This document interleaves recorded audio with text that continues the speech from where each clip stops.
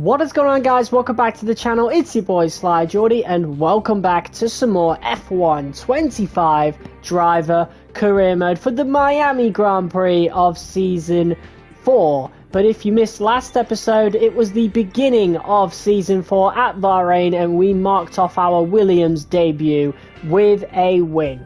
My glasses feel a bit wonky right now, sorry. I don't know why I'm apologising for that, but either way, it was a big win. We had to defend quite a lot towards the end from Lando Norris. We don't have the strongest car, but we do have a car that seems to be able to fight for a championship. So that's good. Hopefully Carlos Sainz can start bucking up his performances. He had a really bad qualifying, improved a little bit during the race, but that might also be down to the fact that there was 2 DNFs. I don't know, but either way, we are also top of the constructors, so Sainz, really hoping he picks up some results, because I definitely would like to win a constructors championship during this series, that is for sure. But in terms of Miami, it is the first time that we have done Miami since season 1, where we finished P5 in the V car. But I don't really remember the sprint all that well, although I do know we did one. Miami, I ended up removing because it was probably the worst offender in terms of like the AI acceleration. It was pretty bad. It was the most F1 24 feeling track from the whole calendar, so it ended up going. But since then we've had obviously a load of patches. I think F1 25 has had its last major patch now, at least until the 2026 DLC. So the game is as good as it's going to be for a while, so I decided to return Miami since it is our final season, of course. And yeah, I also decided to take off the R&D modifier, as I said I would. So yeah, everybody now has free reign as to what upgrades they would want to put in, and we already have a lot of upgrades coming in towards the car. We got 3 aerodynamic upgrades, a durability upgrade, a chassis, and a powertrain upgrade. So upgrades arriving to every part of the car as we go into this weekend. We've got halo, floor stiffening stay positioning, spark plugs, and the forward floor fences, as well as the wing mirrors arriving, or new wing mirrors should I say, arriving for the Miami Grand Prix. So without further ado, let's skip ahead and see if we can get those upgrades applied to the car. All 3 there, that's awesome. There's the forward floor fences and the wing mirrors. Every single upgrade arrived to the car, which is already going to be a big deal. Let's have a look at our specialist goals before we get into this weekend, of course. I also need to get the stream up on my phone, of course. But yeah, thank you guys so much for the continuing support of the series. Obviously, you guys like watching this series, which is good, but I've decided to do the final season as more of a personal thing. I want to make other content, you know, so we'll still be doing F1 content, just not F1 career mode content until the F1 26 update. So which one do we do here? This one, obviously, and then this one will be I mean, not like we need to do these. I think a lot of these are all now max level. Finish in a better position. We can do that. It's the harder goal, but I definitely want to do that. 8 laps in practice sessions. I think we usually do about 9. Complete a driven lap in 4 different sessions. Earn 15 championship points. I mean, that would be the minimum. Obviously, we want a lot more. We want all 26 from the race win, of course. So yeah, without further ado, it's time to finally return to the Miami International Autodrome, or Miami Gardens, or whatever they want to call it. Either way, I've always liked Miami. I know a lot of people don't like this track because, you know, of kind of the show that goes along, and yeah, the show itself is a bit cringe, but from a purely track perspective, I actually like Miami. It might be a little bit gimmicky, right? But other than that, like, I don't know, I still like it. And it is a sprint weekend, which is all the more interesting. So our first sprint weekend of the season, this is the I mean, usually we get a sprint weekend in the second race of the season anyway with China, Well, actually, I don't think we did a sprint weekend for a long time in Season 2. Like, they were all towards the latter half of the season, but, let's check out the R&D tree, just to see where everybody is at currently with the progress history. So, looks like we are the third best team on the grid. We seem to have overtook the likes of Red Bull and Mercedes, maybe Aston Martin as well. I don't know if we were in front of them before, but yeah, definitely starting to get back at the likes of Ferrari and McLaren. Hopefully we can bring more and more upgrades to the car just like that, because we definitely are going to need them if we are wanting to get championship gold this season. So let's have a look at other upgrades that we could possibly get. I don't think we have the R&D points for it right now. In terms of the aerodynamics, it's probably best we leave this entirely for a while. It is going to cost more. I definitely want to get a lot more chassis upgrades on, but we can't have any right now. We have one arriving in 11 days, so that will be in time for the Imola Grand Prix. So the only upgrade we can really go for is the ignition system to the powertrain, which we are the fourth best team in right now. The best teams actually are the Ferrari powered cars. So if we could get these upgrades on, we'll actually be the strongest team in terms of the powertrain, and that in this game F124 and F123 has always benefited us in a big way, especially when we get to halfway through the season, or not even halfway through the season. The likes of Canada, Austria, Silverstone, and of course Spa, it's a big deal there, and they aren't actually that far off. You know, we've got Miami next, Imola after that, then Spain, and then we're already at tracks that I know we can be strong at if we've got a good powertrain. So yeah, that's something to think about. We only have one practice session, however, and we don't have time for track acclimatization at all to do. So looks like we'll be doing maybe less laps in general, I don't know, but we've got race strategy, tyre management, and ERS management to do. I think we will end up doing race strategy and ERS management, you know, to get as many points as possible. Welcome to Miami, where the sun always shines and we're always ready for practice here in Formula One.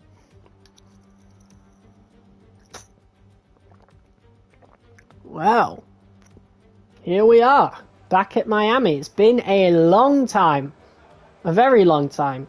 The game was new. The game had not even been out for a month the last time we raced around here, and now it is 2026.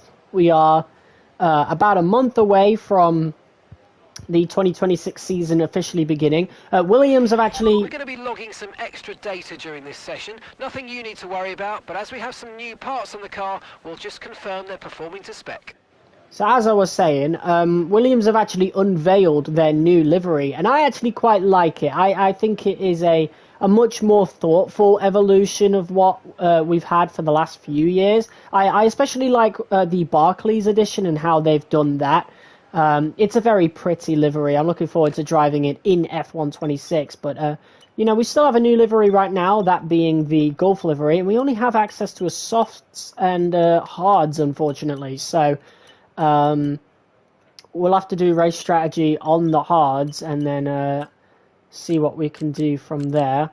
We are only going to be doing the 2 practice programs, so yeah. Don't push the car just yet. Track is still green. Try to take it easy for the first couple of laps. Okay, here we go then. So I've not driven Miami in a very long time, even outside of the career mode, so this is going to be a learning process for all of us, it seems.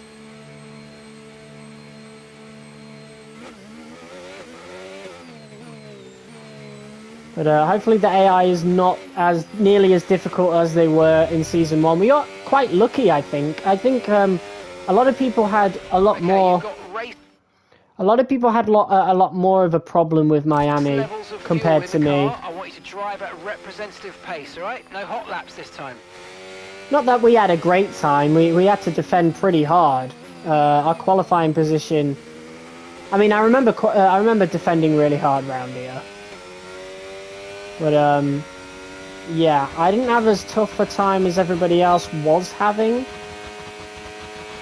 But it was still a pretty tough time, enough for me to remove the track entirely until, well, now. And it is good to be back. I always have loved this track, especially like this particular section. Just in terms of driving, you can't really get any overtakes done around here, but I've always liked this section.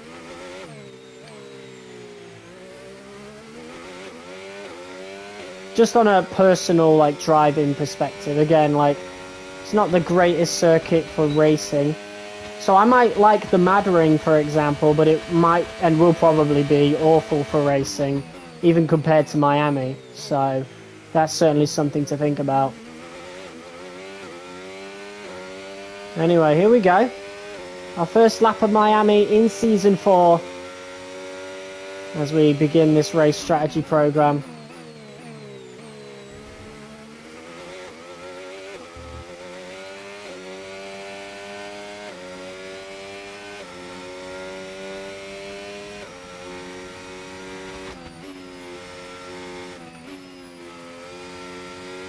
Oh, watch out for that. Miami's a lot more strict, even when you don't have strict rules on, funnily enough. I don't know what it is, but it has always been a lot more strict. Maybe it's a coding problem, we didn't do it properly, I don't know, but definitely something we have to watch out for compared to every other track.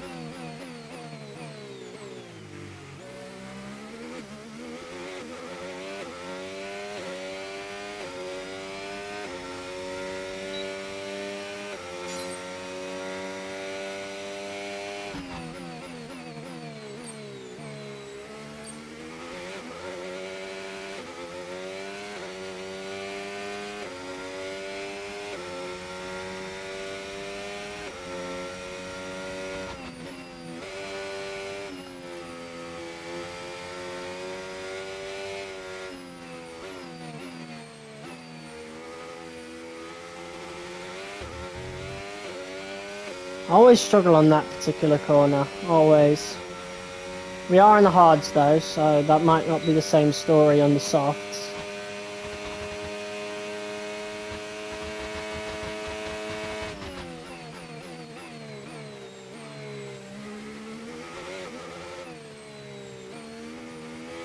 If we even use the softs, we could use the hards as well.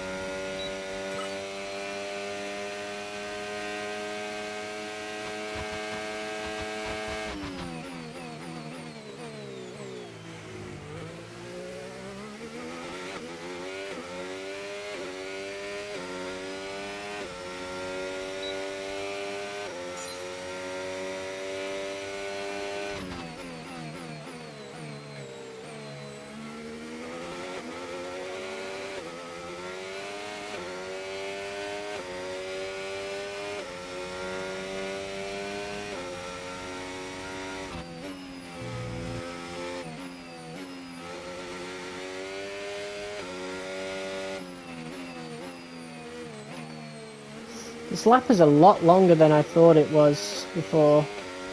I don't know, I always felt Miami was a much quicker track, but not as quick as some others.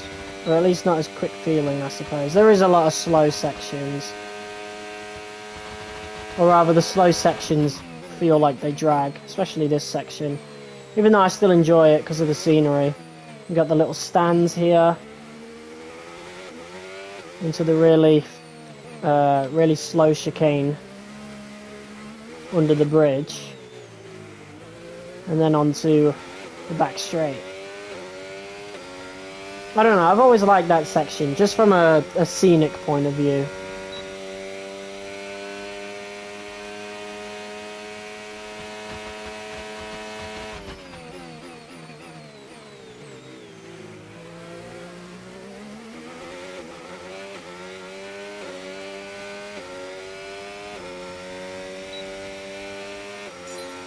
A lot of wear on the front right compared to the other areas.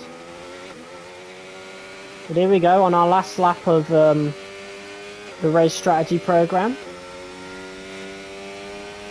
And then we'll see how the softs feel. We'll have to test out the mediums during sprint quali.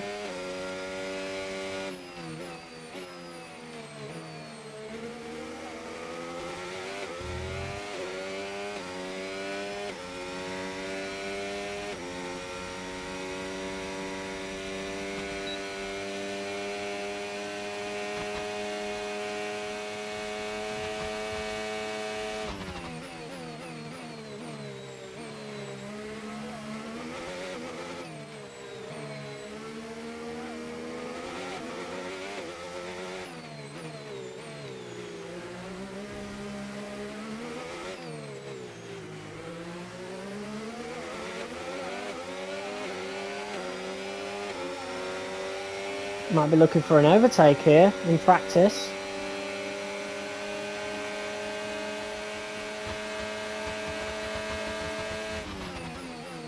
Braked a lot earlier than I thought he would.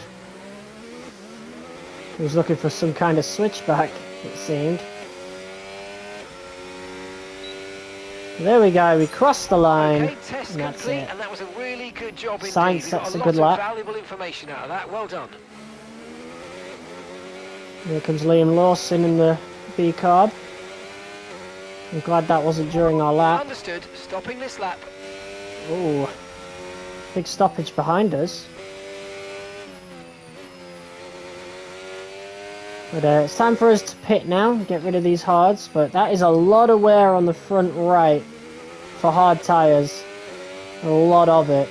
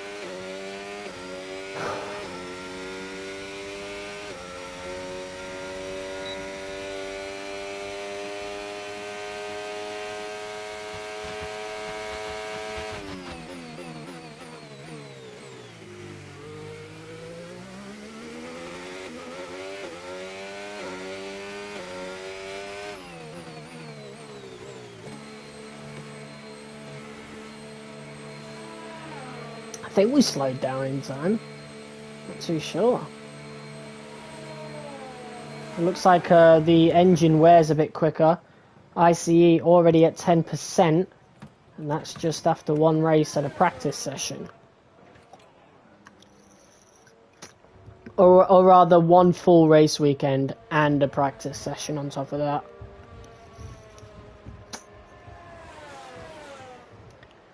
Alright. So, next up is... I think we'll do ERS management. I think that would be the easier one to do, so... yeah, let's do that one. On the softs as well. Nice one.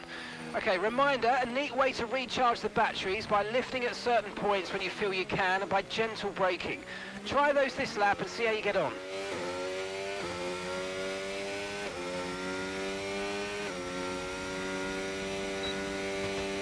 Alright, here we go.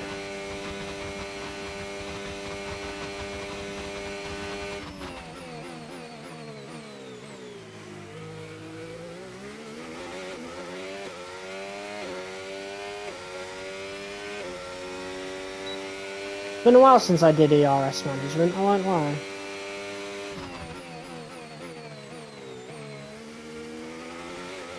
Car feels a lot more nimble on the softs, obviously.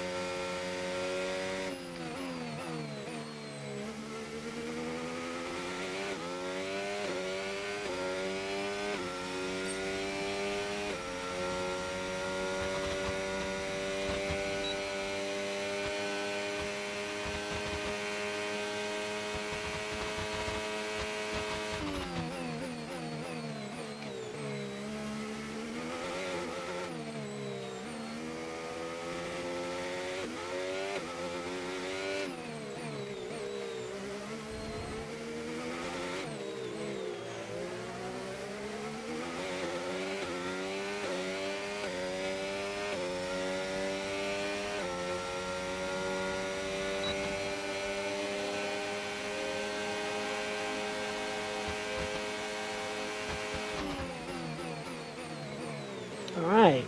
I want to try and get a purple, so we've got to use even less ERS, it seems.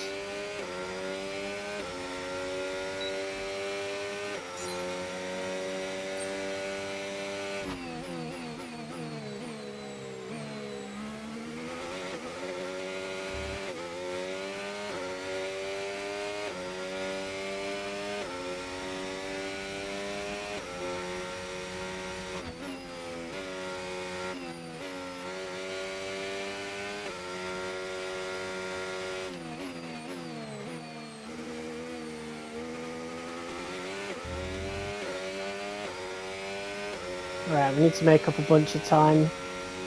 Should be able to do that down here.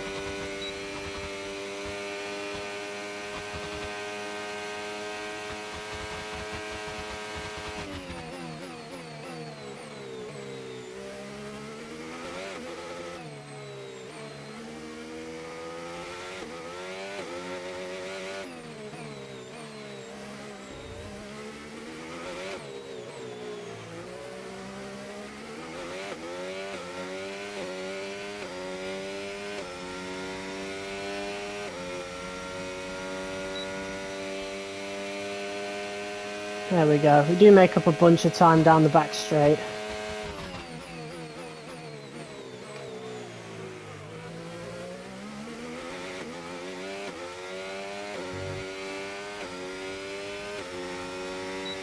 Right, we just got to be a little bit better.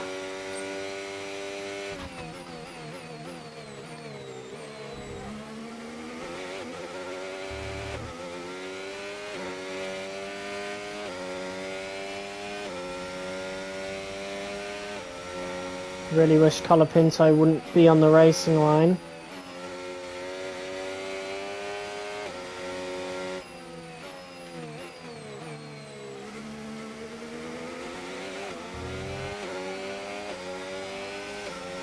Right, this time we won't go up to hot lap on this section. Seems like we don't need it according to the Delta, so that saves more ERS.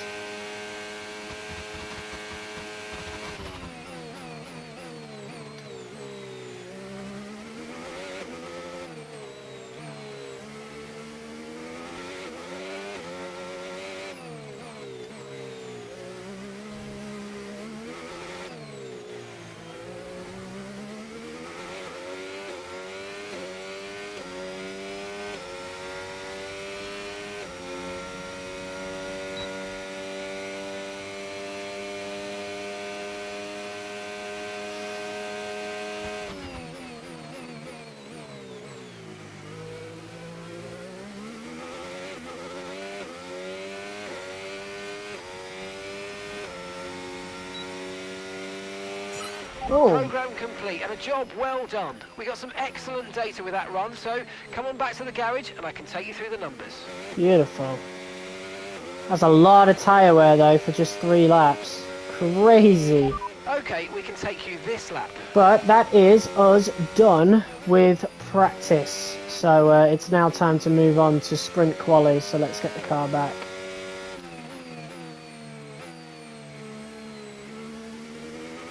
I do hate that corner with a burning passion.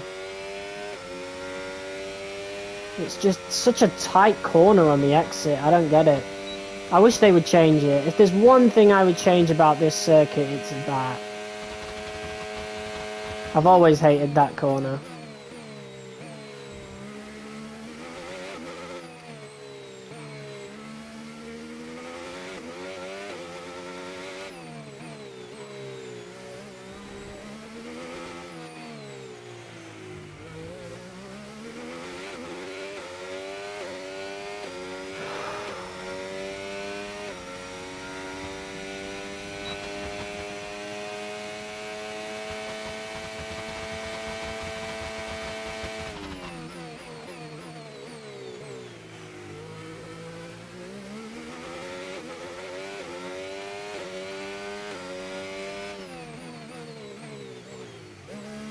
Beautiful.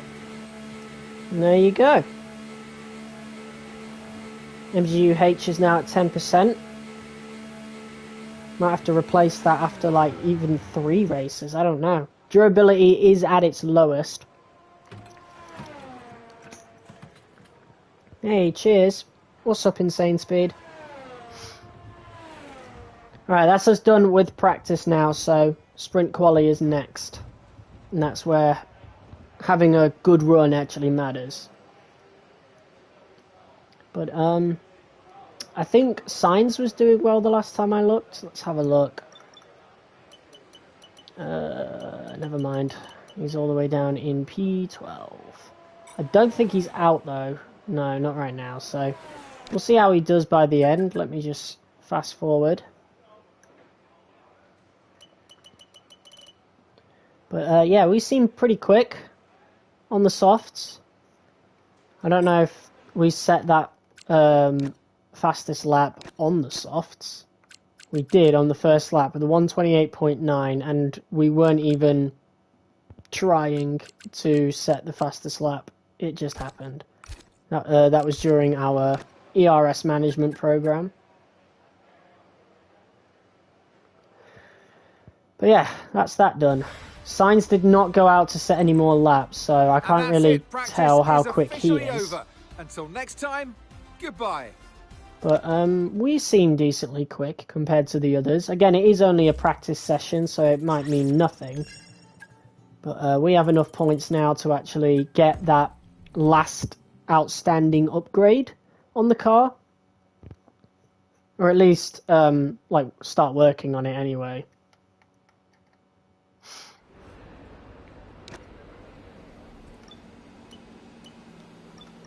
Alright. I think it was a chassis upgrade, wasn't it?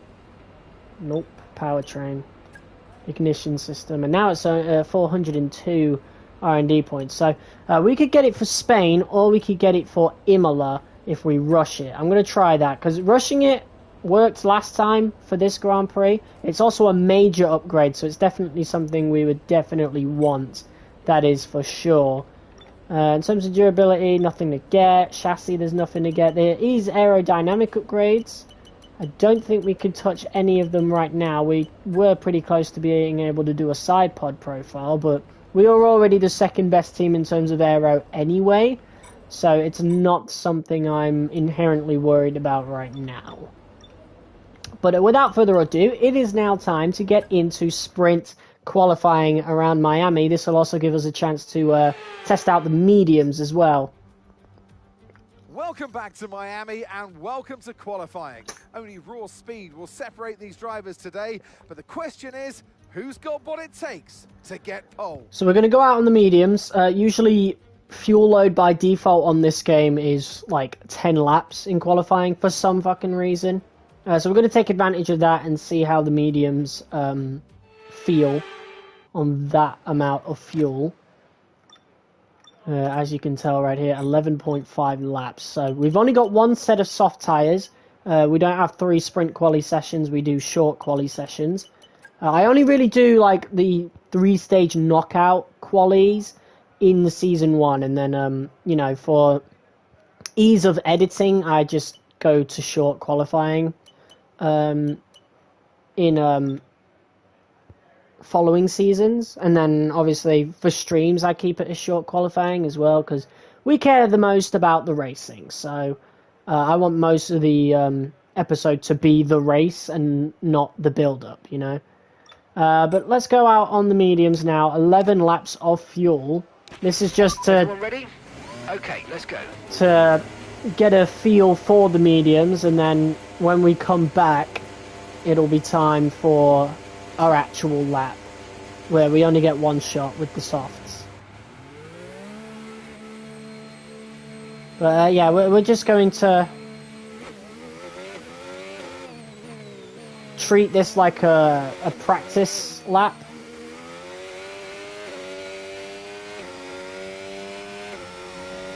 It's looking a bit overcast, which is not a good sign. I'll see if I can get a weather No report. threat of rain for the time being. Conditions look good. Dryers Okay, that's definitely good. seem like the fastest tyre at the moment. Right then.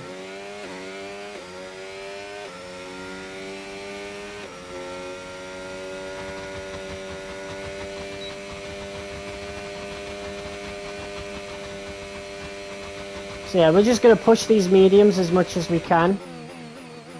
Maybe we'll get a couple of laps in instead of one.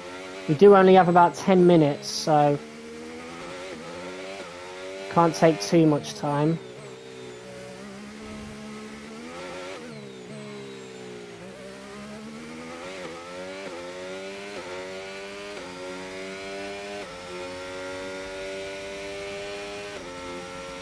Six people watching. What's up, guys?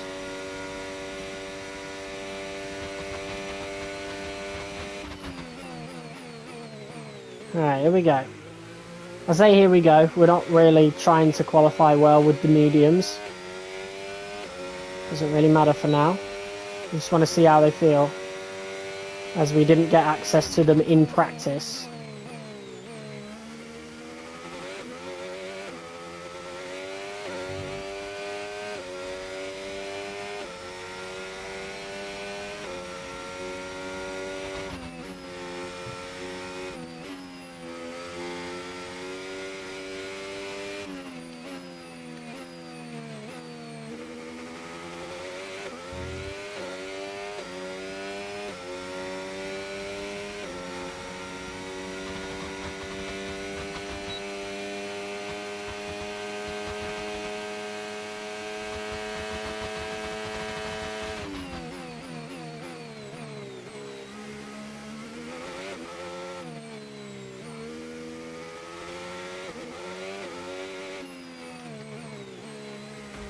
Ooh, skimmed the wall a little bit there. Didn't cause any damage to the tyres or anything like that, so we're good. Can also get a feel for the tyre wear on these tyres as well. Okay, we've been pushed down to P12.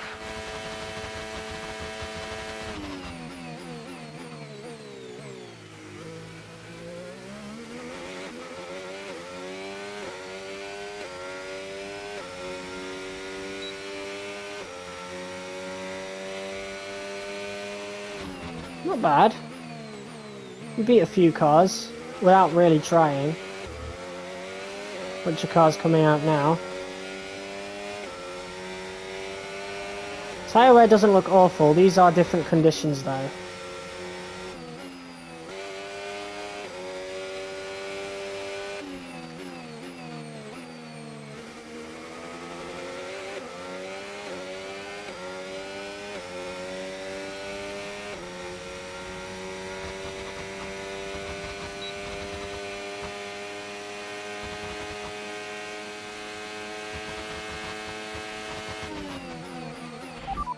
Right, let's have you in at the end of this lap, please.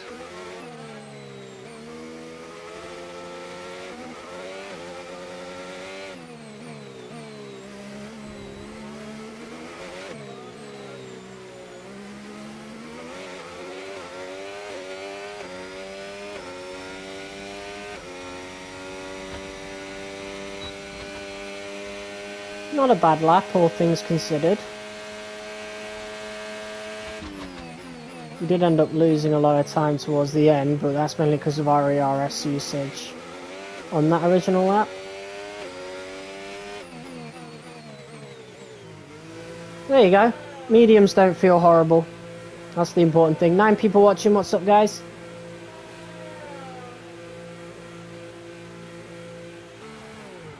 So everybody's already wasted their softs. We get an advantage in sprint qualifying by proxy because the AI wastes their soft tyres, it seems, whereas we don't use them until our second lap, and when they do their second lap, they're using worn softs because we only get one.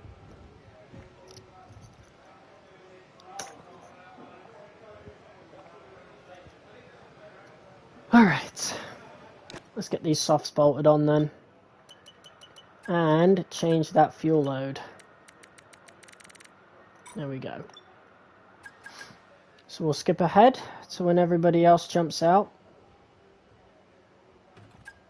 Here we go then. Right, the car's ready. Let's get it out there.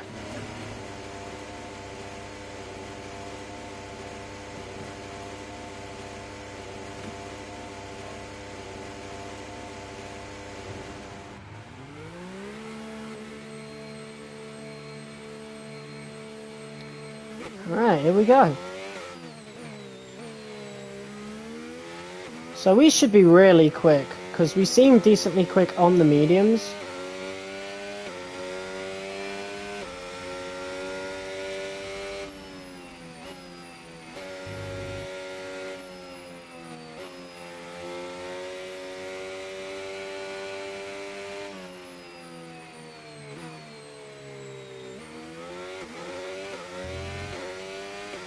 We do need to make sure that we make it to the finish line before quali finishes.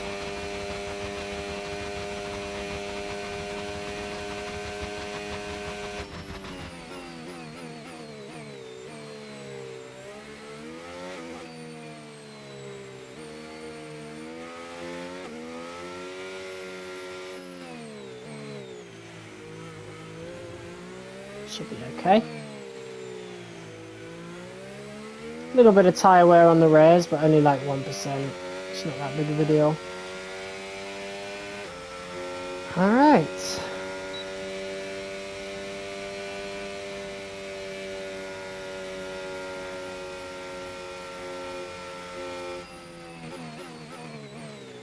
Alright, here we go.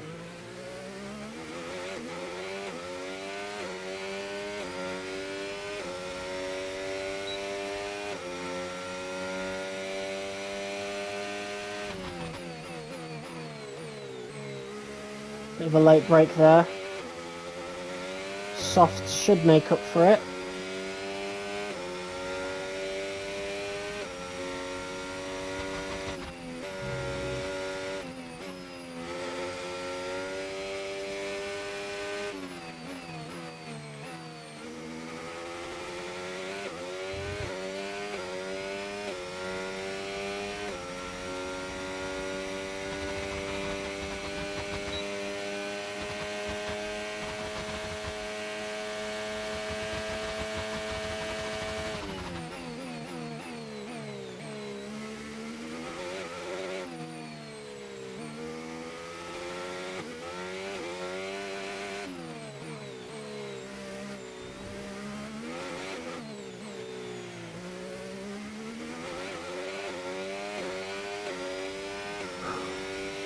Purple second sector, that's a really good sign.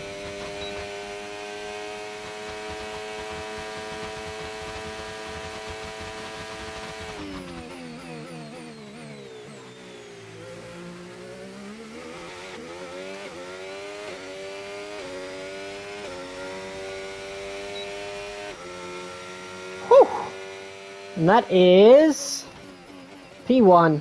We did have the advantage of faster tyres, because everybody had already done a run. Sprint quali is a bit broken in this game, so took advantage of it. And that's it for sprint qualifying. Plenty more coming. And even up then, over the only rest of the P1 by weekend. 2/10. So we'll see you all tomorrow. And look at that top 5. We've got Aiden Jackson in the Red Bull and Esteban Ocon in the Haas in the top 5. So Haas continue the upward trajectory that they've done the whole season. We've got a Kick Sauber in P11, Bortoletto. Sonoda looks to be doing well for himself. Colapinto got a good P6 there, but McLaren's nowhere near us, and Leclerc is down in P3. So that is pretty good. Sainz didn't do very well, though. I don't know what's going on with him. Every time I join a team, my teammate just is trash for some reason. I just don't get it.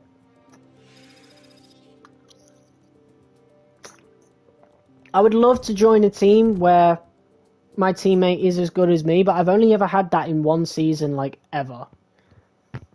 Back in F1 23, and it was Lance Stroll, our teammate, on my team, of all people. We had the best car and everything in, like, Season 5 of that game. George Russell was our teammate, and he was still shocking. I think he barely got P2 in the driver's standings. It was... I don't know what it is about teammates in career modes. They're just not good. They're just not good at all. Alright, well, without further ado, it's time to get into the sprint race. It's only 7 laps, so nothing we should be too worried about. I feel like we'll be doing this on the mediums. I definitely want to keep the lead, so I think we're going to go with mediums and not softs. Usually I would go softs if we're like, I don't know, down in like P6 or something. But there's no point in that. We are P1, so if we do start struggling with a bunch of people chasing us, we do have P1 at the end of the day. We can still like defend it pretty well. So yeah, not much to worry about. It is again only 7 laps as well, so yeah, but the softs, they're not going to be good. I think by 4 laps they'll be dead. Forget pit stops, forget fuel management. It's pedal to the metal all the way here as we get ready for today's sprint.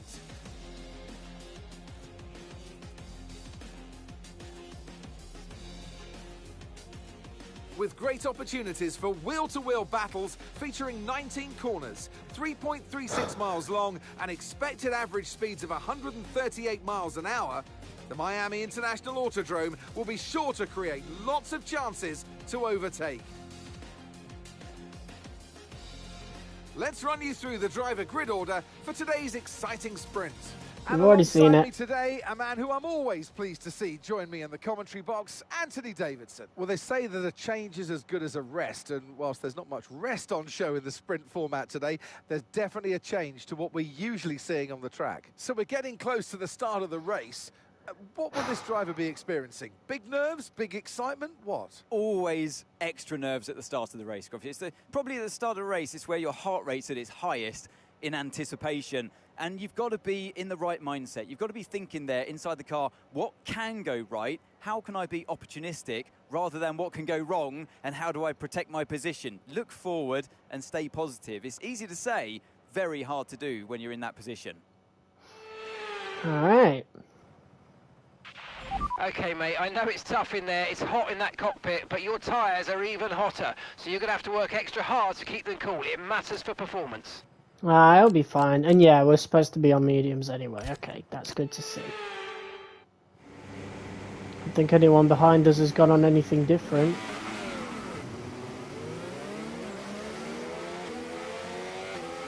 Yeah, Red Bull looking improved again. They really needed that after the last couple of seasons.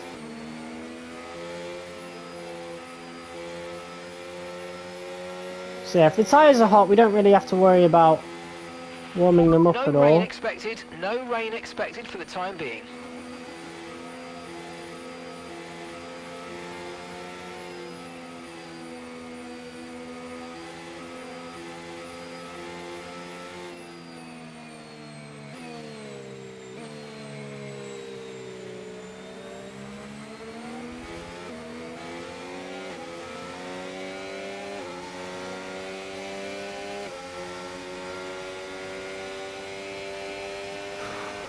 So here is the, oh no, never mind. I was going to show you guys the engine component wear, but can't see it in the formation lap.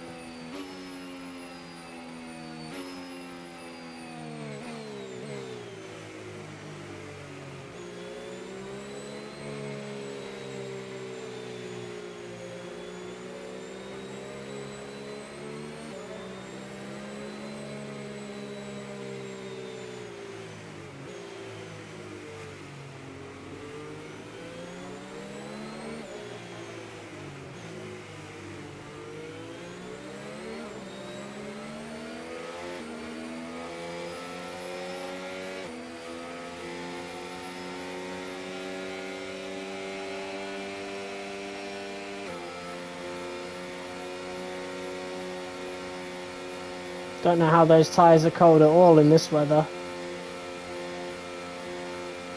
I'm not going to worry too much about it. It's mediums. And if they're cold right now, apparently the temps will be really high. And I mean, you've seen the tyre wear throughout practice. So, I'm not going to worry if they're cold. That might be a blessing. It might give us an advantage as well, so we'll see.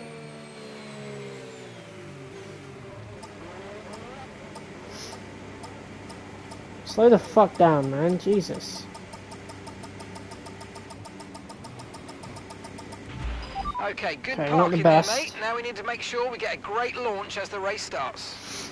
Alright, Keep here an we eye on go. the lights. The start sequence will begin as soon as the grid is formed. Be ready with the clutch.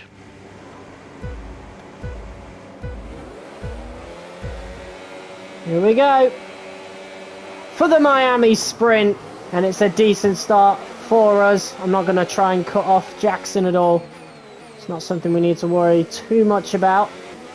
As Leclerc looks to be immediately under pressure from Norris. We'll see what happens in terms of fighting Jackson. But Lando Norris has actually managed to overtake Charles Leclerc, the reigning champion. So, yeah, that's good for us. As long as the reigning champion is as far away from us as possible, that is a good thing. Alright, Jackson is burning ERS to get past us here. We'll start using overtake as he looks to overtake us around the outside. We'll take the inside. And we'll keep the lead for now. And use this opportunity to save some ERS, but Jackson really wanted that position then.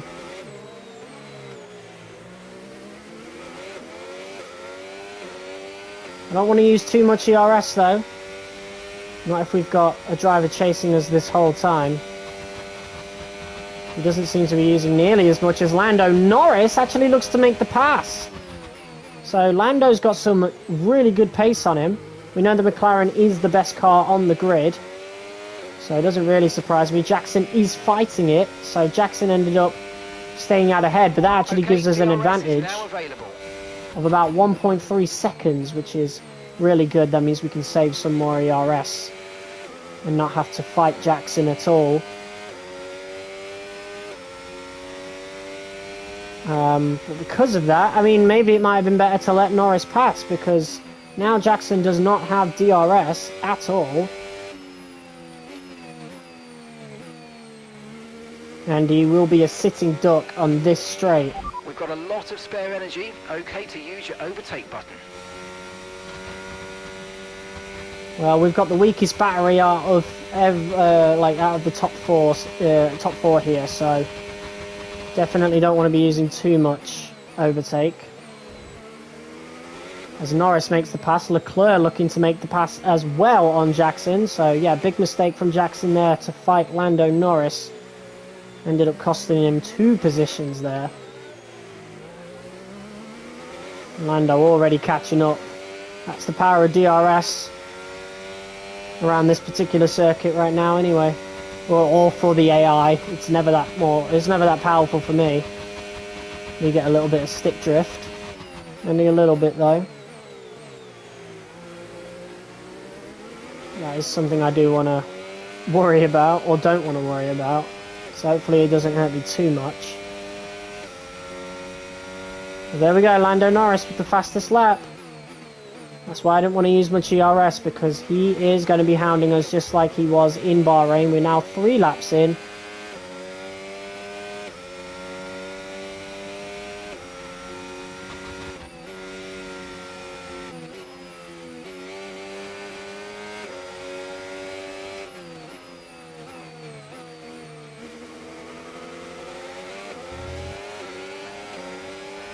Right, let's use some ERS now to try our best to stay in front of Lando Norris. Not able to do much. 12 people watching, what's up? Try to stay with them. They might make a mistake and we could still regain the position. Lando is looking lightning quick in that McLaren as Leclerc and Jackson once again do battle. Ocon getting involved in that battle as well. We'll be looking to overtake Norris at some point. Perhaps down this straight.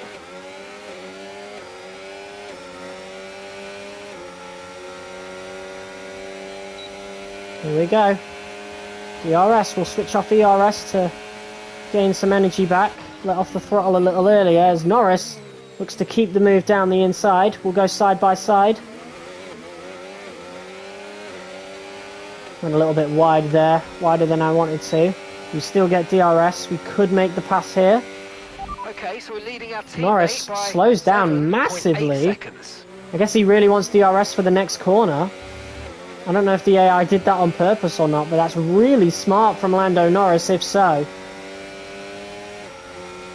And kind of cool, to be honest, because he braked really early there to make sure that we got that he's getting DRS on this section and not me. 13 people watching. What's up? We're going to be using ERS again. Not as much though. Norris isn't using as much this time. He will still be overtaken as though. And he makes the move for first once more. Colapinto now making the pass on Jackson. The Red Bull's starting to fall apart. Piastri is in that battle as well. Miami feeling pretty good today, I won't lie.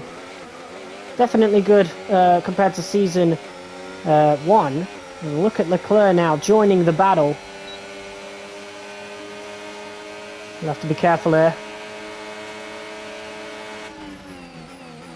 Norris covering the inside, a bit of a lock up there. We'll get DRS again, but we do need to save some ERS as well. Why have I got stick drift? Usually that works. I blow into it and then I spin it. I don't know why that's changed that though. Hopefully that helps. That was some major stick drift though, and yeah, that's definitely distracted me. I'm actually going to flashback that because I don't think that's fair at all. Don't know why fucking modern controllers have got to be some of the worst fucking controllers ever made. We never had this issue on, like, you know, the PS2, even the PS3, if I remember rightly, never ever had stick drift. They've just gotten lazier as the years have gone by. Tyre condition still looking good. We might be in some trouble now. Especially on this corner, the AI gain a lot more on this corner compared to me. I just really struggle with it.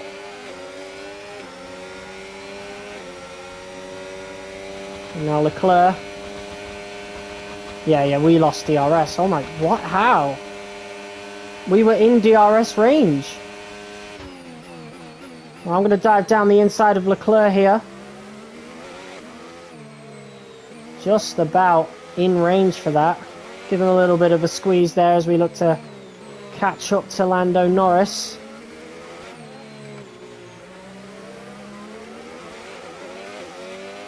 But this is a losing battle. Our battery is much weaker compared to these guys.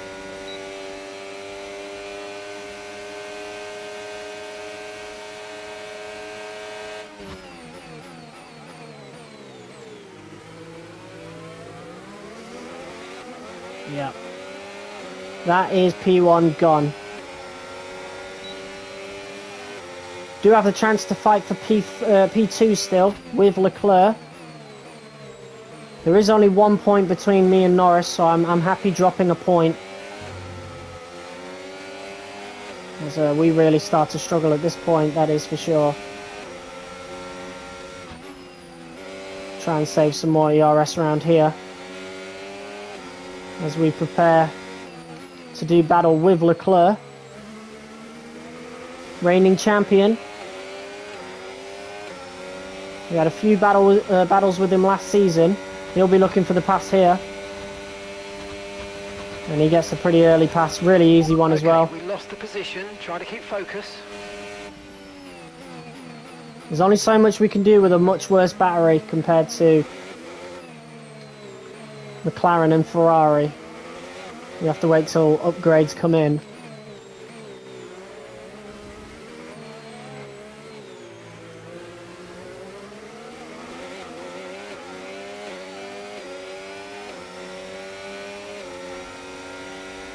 Here we go though.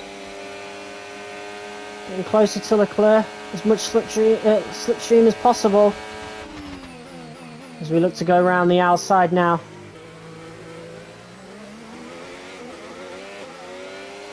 And there is the move done for P2. Still need to keep it for a lap though, as Leclerc looks to make a move. Gap to your teammate behind, 8.7 seconds. We'll fight that. Originally I was going to let him pass, you could see my indecisiveness.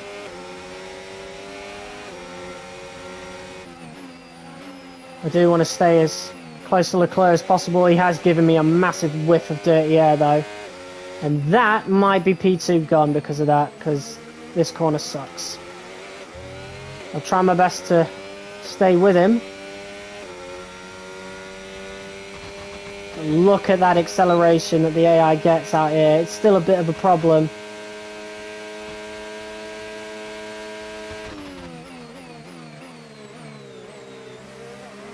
See if we can't catch up through this section.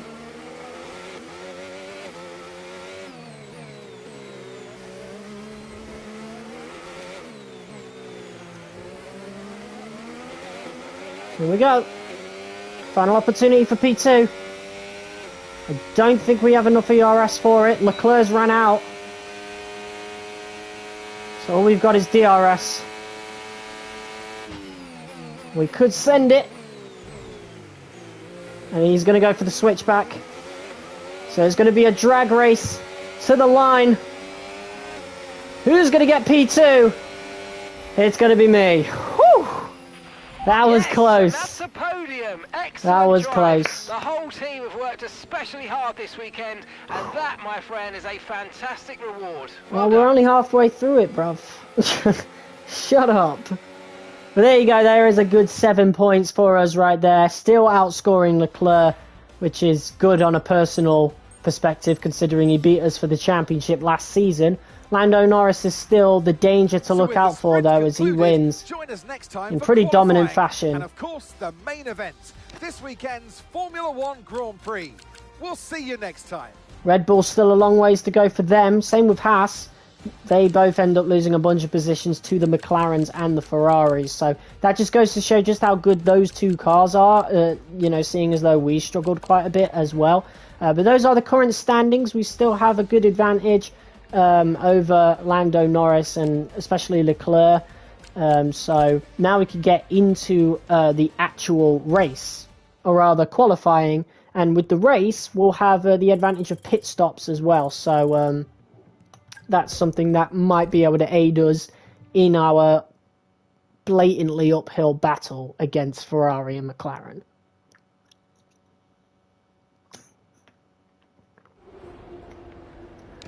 All right. Yeah, just quali. Let's go. All right. Welcome back to Miami and welcome to qualifying. Only raw speed will separate these drivers today, but the question is, who's got what it takes to get pole? Well, hopefully it will be ourselves again. We won't have the advantage of fresher softs this time, however, so yeah, we'll see where our pace is truly at this weekend. In terms of just one lap pace anyway. In terms of the race pace, we know the McLaren and the Ferrari have got us beat, and if we're going to win, it will have to be on strategy, at least until we can get some proper upgrades in and catch up, especially to McLaren. I can't really show you where they're at right now, but I can show you after quali. So okay, that's all the checks complete. Sainz is going out at the same time. Hopefully he can get an improvement in. He did manage to get a P10 in that sprint, which would have been a points-paying position in the full race, so that's a good sign. It is only 1 point, though. If we're going to fight for the constructors, we're going to need him to do a lot better than that. And I do want to fight for the constructors. We came really close in Season 2.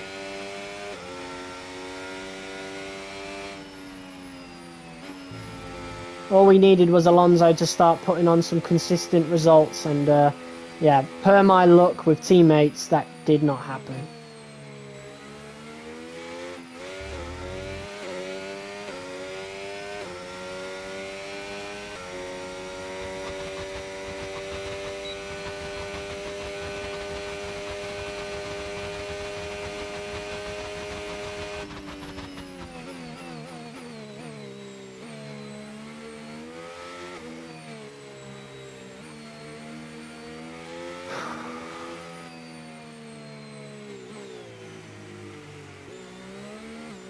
Right, so we'll do the same ERS strategy that we did before, where we don't use much ERS at all until like the late part of the lap.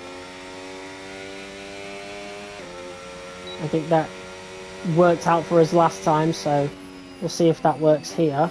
Of course, we did only win by 2/10 even with the tyre advantage, so we might have a bit more of a tough time here. We'll see how we do on this provisional lap, though.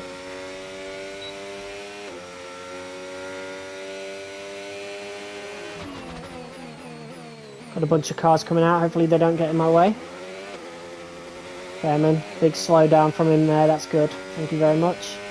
He has blocked a car behind him, though. The Kick Sauber getting completely blocked. Not that they were going to qualify well anyway. So I don't think they should be too mad.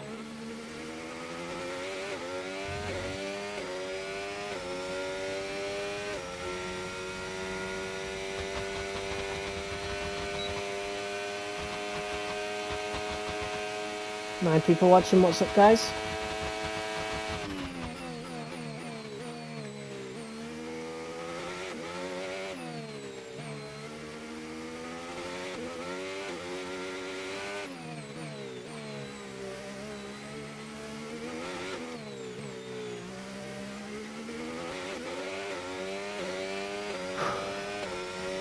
.125.9 is what we want to beat.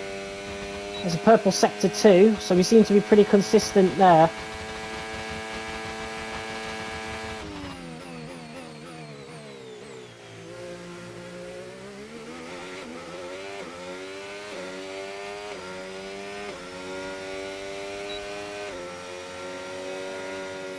Five tenths off. We were quicker than our teammate, quicker than Albon in the Aston Martin, but it's the usual suspects that have beaten us out in qualifying. If we can still get like a P3, then that is still a good result, of course. Pitting this lap then. Come into the pits at the end of this lap.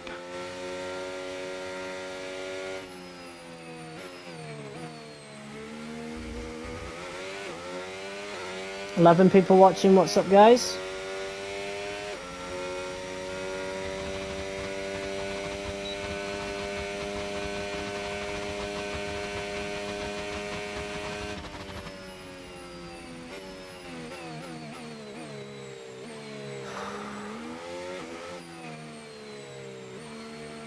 So we did set a purple second sector. I don't know about that third sector. Surely that would be a purple as well, seeing as we completely drained the battery. I don't know though, I wasn't looking. We'll have to see when we get back in the garage. Less than one lap of fuel left now. The tank's pretty much empty.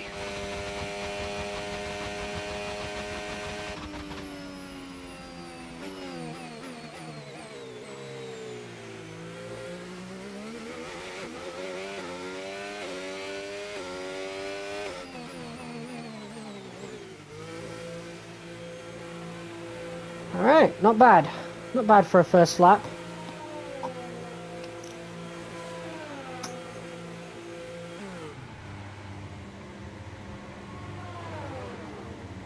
Sainz wasn't doing too bad neither, so that's good. Hopefully that form continues.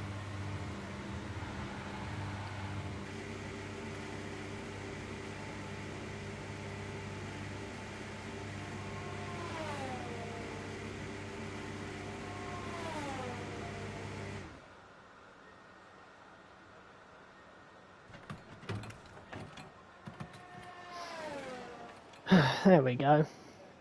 Come on, guys.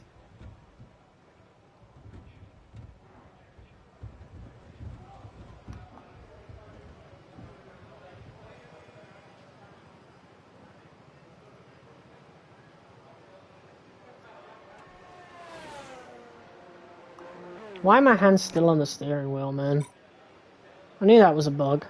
Little minor bug right there. But yeah, that's not too bad. We'll let everybody else clock their times in. There's Piastri going ahead of Sainz. Only just, though. Really not much between them. A 125.9 from Leclerc.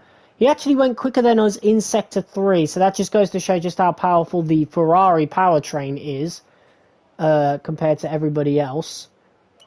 Because we completely drained our battery. There should have been nobody quicker than us in Sector 3 because, again, we completely drained our battery. Definitely the slowest in Sector 1 as well, out of the top 3. Not far off of, well, 0.3 is pretty far off. We do make up a 10th in Sector 2, obviously, but it's only a 10th at the end of the day. I don't know where Leclerc is getting nearly 0.3 in Sector 3. I've got no idea where he's getting that from. That's absolutely insane. 0.3 is huge. Where is he getting that in Sector 3? That's absolutely crazy. Only the AI could do that, man. That's insane. But I'll take a P3. Leclerc and Norris have actually gone out and set an early lap, funnily enough. So maybe we could take advantage of some track evolution. Let's get the car out onto the track. And whisk pole position from the both of them. We'll see. P3 is still great though. I would prefer a P2 though, because we can make a move for P1 into turn 1. Well, I don't know what I'd prefer. Maybe we could play some DRS games like we did in Bahrain as well. We know we have the weaker car, so we can obviously use that, use the DRS to remain in contention until the pit stops. We'll see though.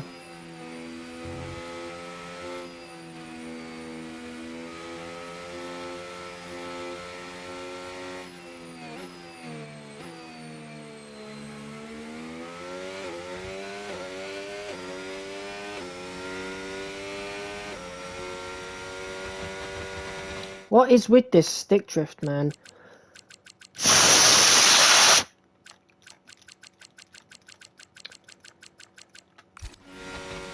It only happens, like, when we're, like, an hour into a stream, it seems. Or close to it. I don't really experience it outside of the stream, which is very weird.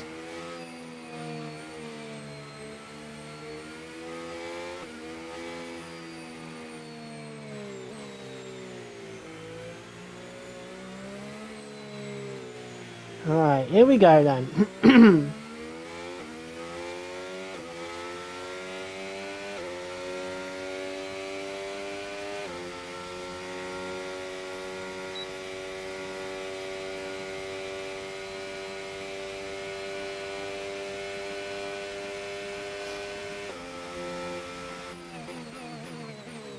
Alright, let's do this. Maybe we could use a bit of VRS at the start, I don't know.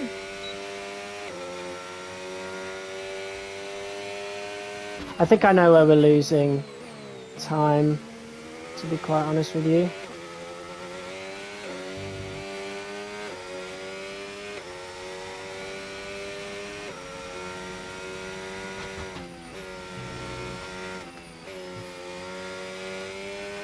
Come on, that was barely exceeding track limits.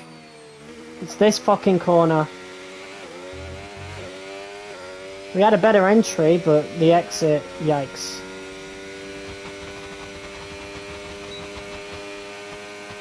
I don't think we're going to set a better time.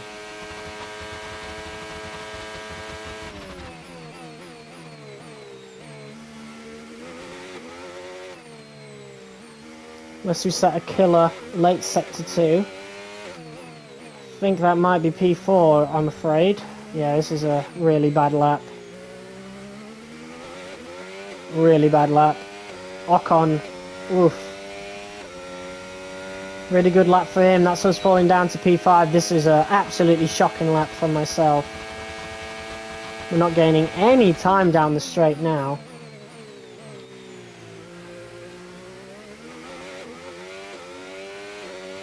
And we ended up losing about a 10th on that final corner. I don't get it. I don't know where anyone was getting the time from.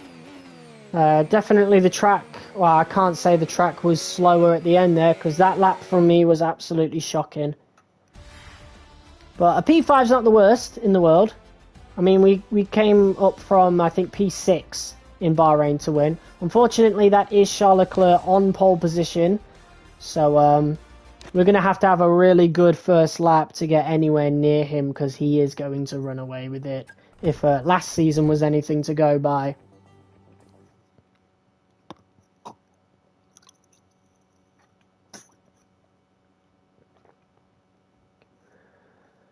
Okay.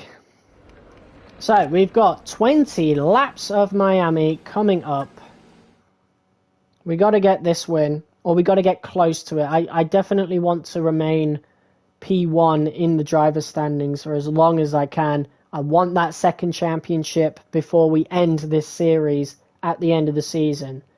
And Leclerc is 100% our biggest threat to it. Norris is still a threat, but I don't know, man. Norris has been way too inconsistent this whole series, whereas Leclerc has been pretty consistent since last season, so he's definitely the scariest one. I think he has the highest overall rating of anybody in the career mode right now. Verstappen's gone, Hamilton's gone, Alonso's gone.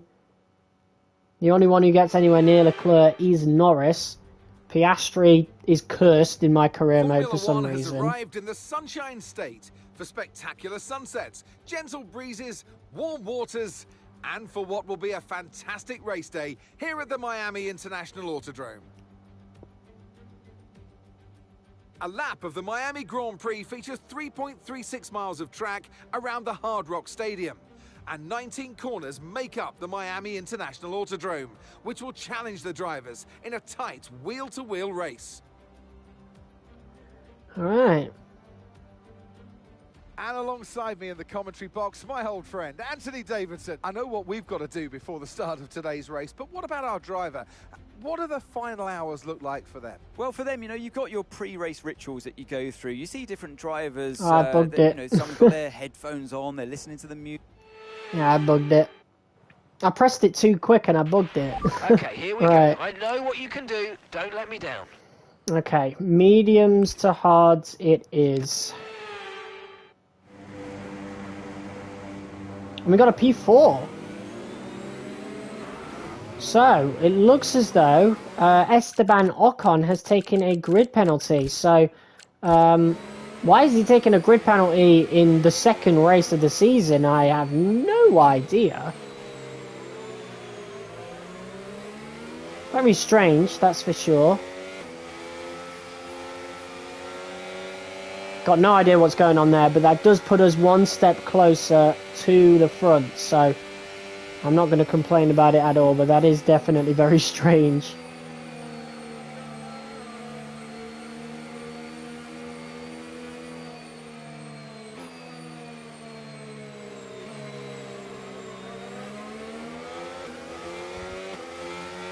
Everyone seems to be on mediums right now.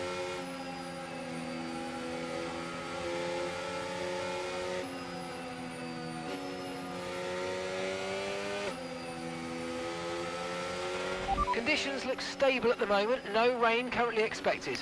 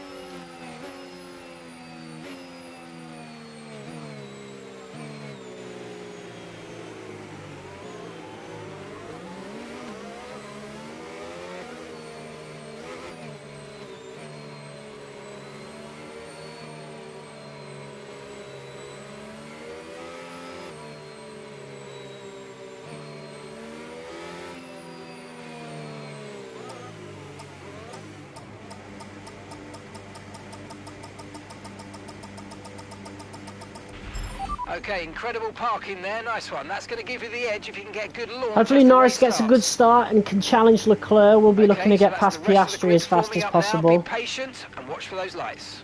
Especially since he is our career-defining rival, according to the game. Even though in my opinion it should be Leclerc. Here we go. It's a good start. Not a good start for Norris. Little bit of contact there as we go 3 wide into turn 1. How is this going to work? Just about, apparently. Now we need to see if we can catch up to Leclerc.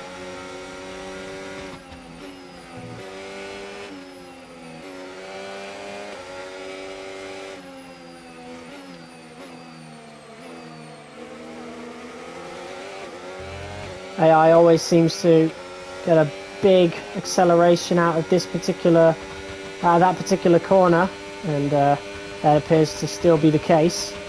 As Piastri now looks to make the pass on us. Horrible start from Lando Norris. We're going to look to settle behind Piastri for now.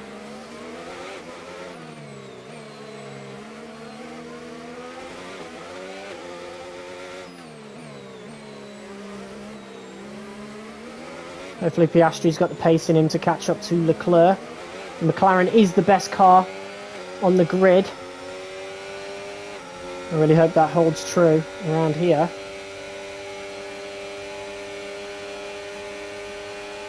Piastri's pace is not looking too good down the straight. Would have been here earlier, but I was sick. Oh, that's not good, mate. What's going on with you? Charles Leclerc setting the fastest lap. DRS enabled. But to update you, mate, we got P2 in the sprint behind Lando Norris, so we only lost 1 point. And Lando is still in P4. Leclerc is in P1 though, so that's not good. I'm hoping we can at least finish P2 around what is a really challenging circuit in this particular game.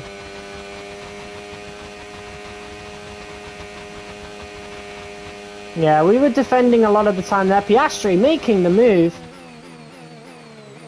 And again we got DRS taken off us for some reason, even though I was definitely within a second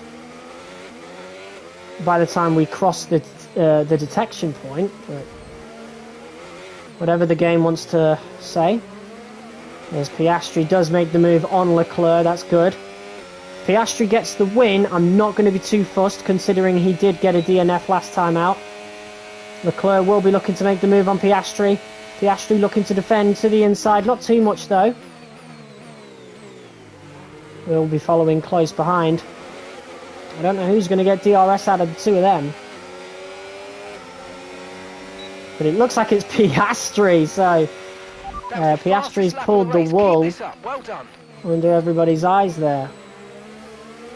Or over everyone's eyes, that's the saying. So we now look to catch up to Leclerc. We're increasing our gap on the car behind by around a second a lap.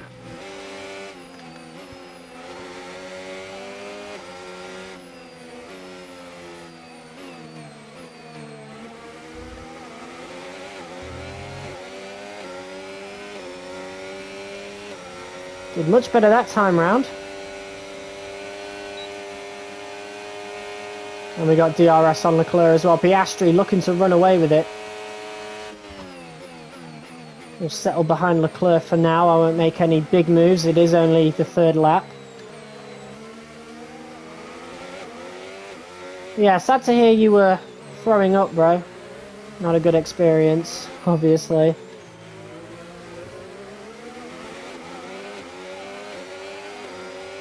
Looks like we might be able to make a move on Leclerc. Esteban Ocon out of the session. That's not good considering how well he placed, and then he took a grid penalty and now he's out of the session.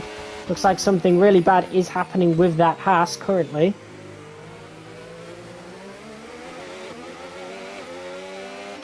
Were we on... I think I accidentally skimmed the wall. Hold on. No, that's just how... Okay, I thought we accidentally ripped some of the tyre off. What is Leclerc doing, man? Why did he change his mind? Yeah, look. What's he doing there? What quali did you get in the sprint? I did get pole position. But the McLaren and the Ferrari have better race pace. Way better battery as well. We just couldn't keep up in the end.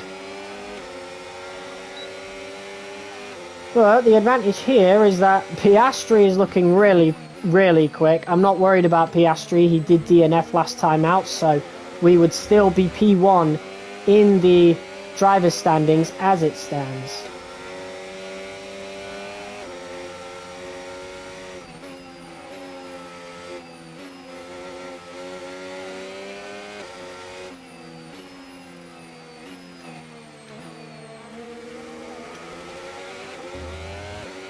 Look at the fucking slingshot the AI gets there.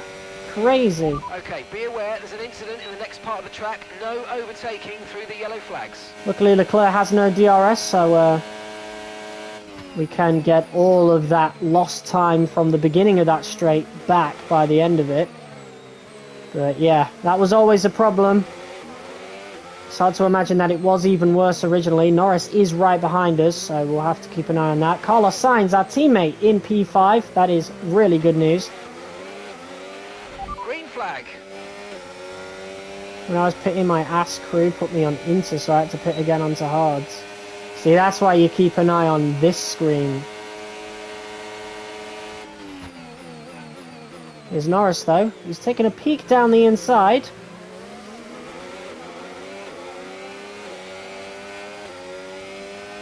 This battery is terrible. My God. Okay, so we're leading our teammate by 3.2 seconds.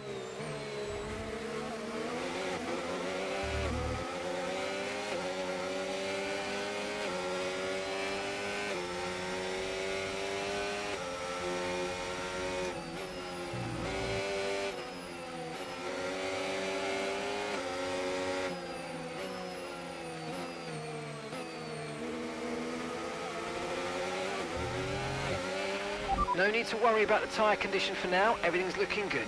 I don't think starting the season as Red Bull is a very good idea. Oh, look at Norris overtaking us now. Look at the fucking slingshot of speed they get, DRS or not. You can change strategy if you want. Check your MFD for details. We'll move down the inside now and take that position back. Team wants me to do a different strategy.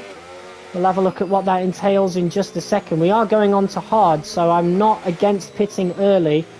That did help us last time out in Bahrain. Okay, copy that. You know what, I'll go for it. I'll trust the team. Yeah, that's what happens on this game, bro. It is awful. But we're gonna send a move down the inside. Leclerc locks up. Perhaps didn't see us coming. Maybe panicked a little.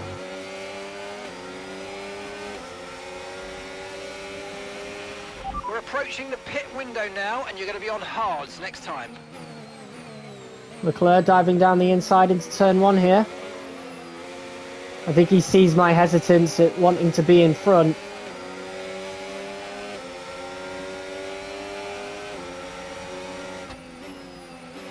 Because now we seem to be in a pretty bad position. Leclerc getting a massive whiff of dirty air from us though.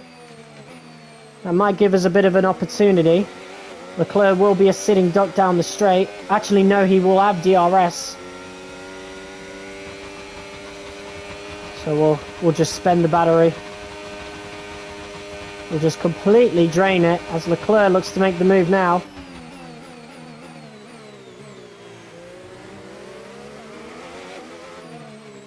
And he is back up into P2. Now we can have a little bit of a reset, hopefully. Pushing him through the corners. We'll use a bit of overtake here. We are going to be quicker than Leclerc in this section. Here comes DRS. We'll switch off ERS.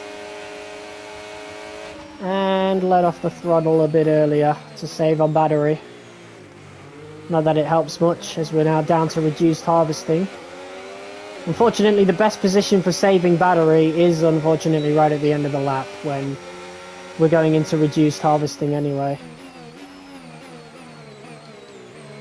They always go really slow into turn 1. They're sneaky, this AI.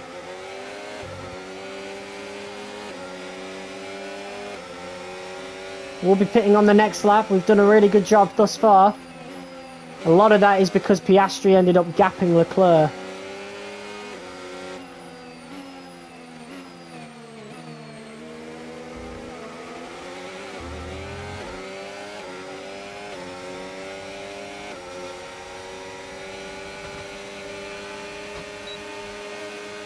Norris will be looking to make a pass. Down the inside he goes. A little bit of a lock-up from Leclerc again. As we just about manage to stay ahead once more.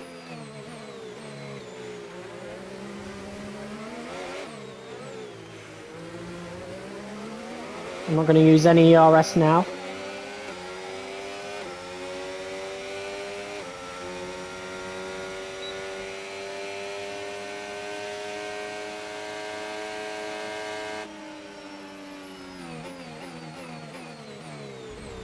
My bad. I was not paying attention to the braking point at all, so luckily Okay, we're boxing we didn't this crash. lap. Give us the best in lap you can. Why do they brake so awkwardly there?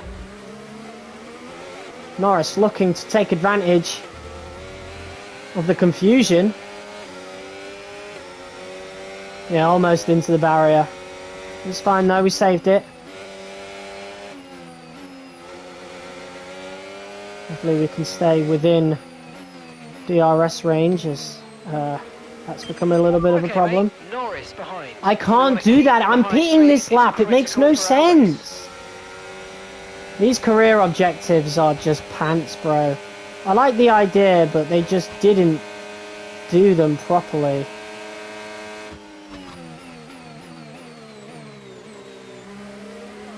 Literally impossible to do that objective. Even with the original strat, I would have been pitting on lap 9 anyway.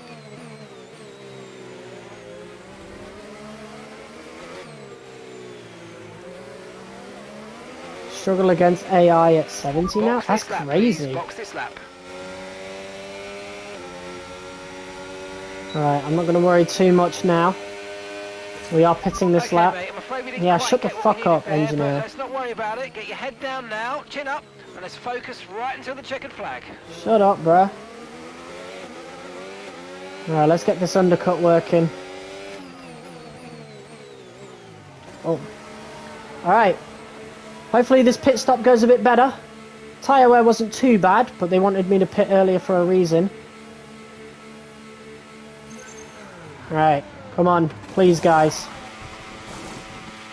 There we go. That's it. Go, go, go. Perfect job on the tail in there, mate. Looks like a nice stop time. We're happy with that one. Pit strategy complete. See these tyres through to the end now. Well, here we go. I wonder what happened to the two V-carbs. Why are they so far behind? Did they pit early? Lots of traffic ahead. Hopefully we catch up in time to be able to get some lovely DRS. They're all going pretty slow around here.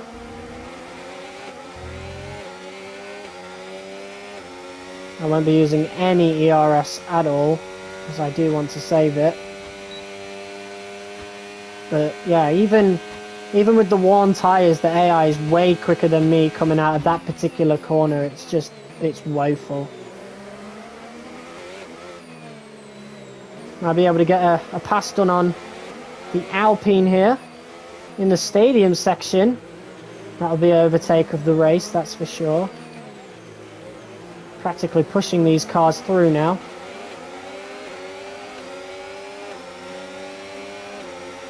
Yeah, it's not fair at all. Look at this.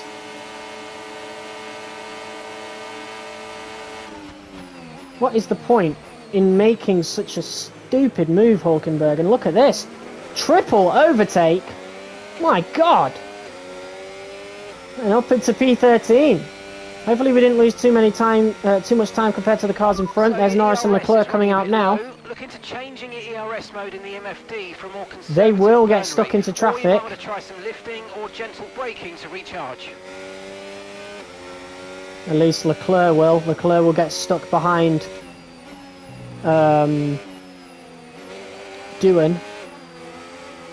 As we now look to catch up to Callie Mayer and Ollie Behrman, and we're getting stuck behind them, and they're going to get a massive acceleration probably. Actually, yeah, this is how it should be. This is normal. The car behind you's just come in for the hard tyres. Car behind, running hard tyres. God, Callie, Jesus. Chill, girl. We're not even in the same race. You do not have to defend that hard. That is absolutely insane.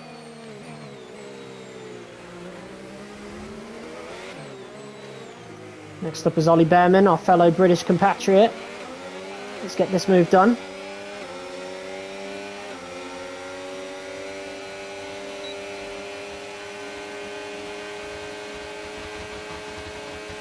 There's Carlos in the pits. Carlos is in for his stop now.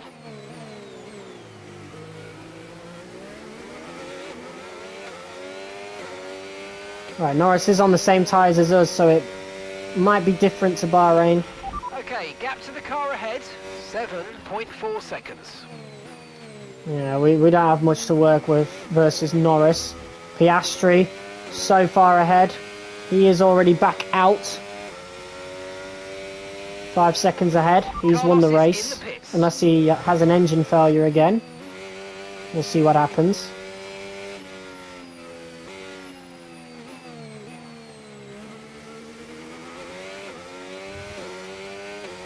But look at how much time Norris gains out of that corner. There's 2 tenths gone already. Absolutely insane. They are 2 tenths faster out of that corner. That's how insane that is.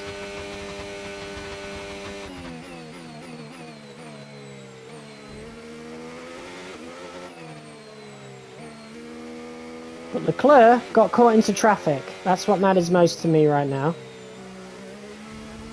I feel like over the course of the whole season, he's going to be the one to worry about and not Lando Norris. We'll see, though. We gain time late sector 2, though.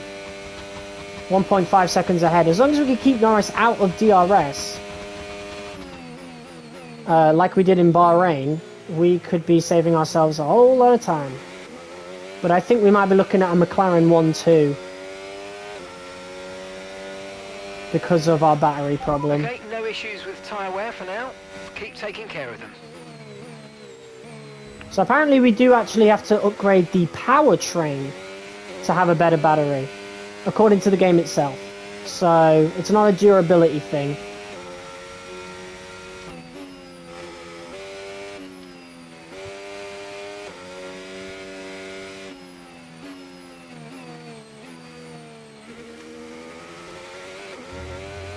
ERS out of here.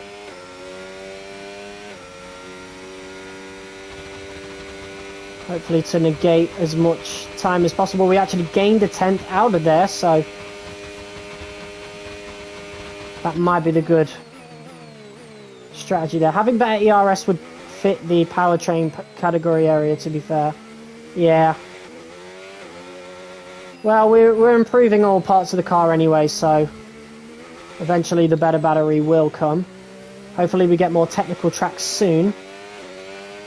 I think Imola's next, which is a pretty technical track, but it is also a track with long straights, so we'll see how things go. But the car shouldn't feel like a boat like the Aston did last season at Imola, so we'll see what happens. But we are gaining time on Norris. So as long as they don't have DRS, we have an advantage.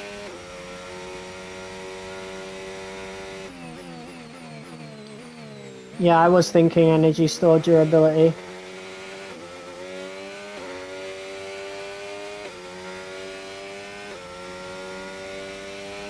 Trying to save ERS through the snake section as well.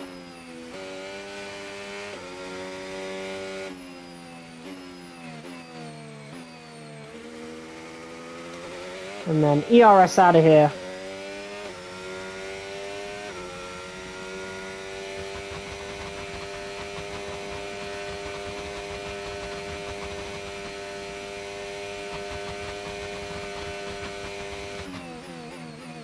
And then we just save ERS throughout this entire stadium section.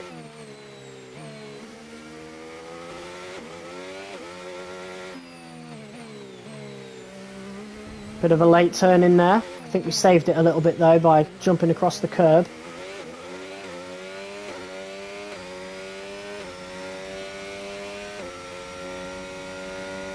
We are catching up to Piastri as well, so we're the quickest car on track right now.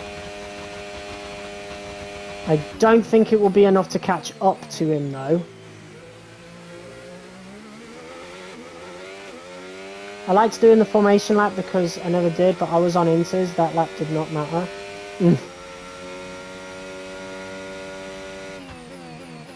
Yeah, I like doing the formation lap, just for immersion's sakes, you know.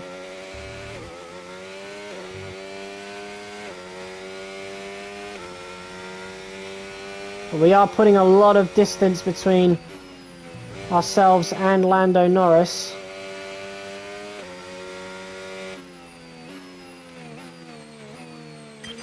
Okay, mate, we need to save up some ERS, so let's focus on charging it up, please.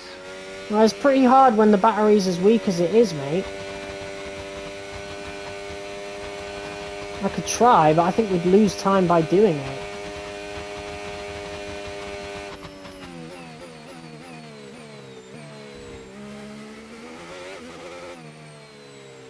Maybe we could use less CRS on the back straight, perhaps, to try and get that done.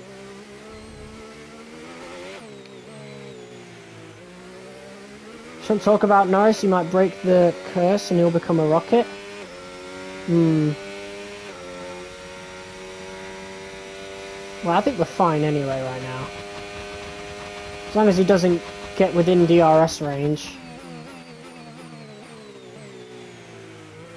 How am I going to charge it to 70%? They must be mad.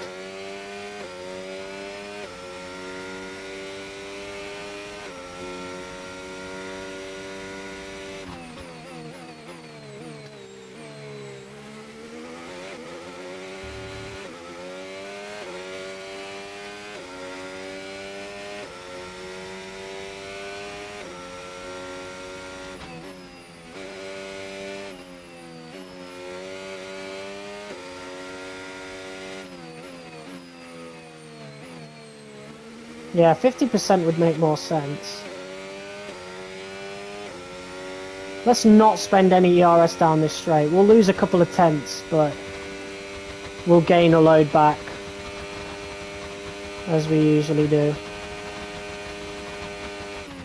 in this section. That might work, I don't know.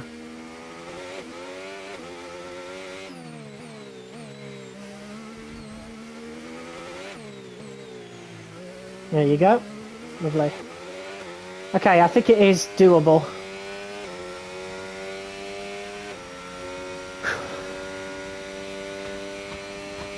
We're not gaining any time on Piastri. That's fine. Again, he didn't score any points last time out, so this will be his first 26 points of the season, whereas we will be extending our lead at the top. Should things stay as they are. We're controlling this quite well right now.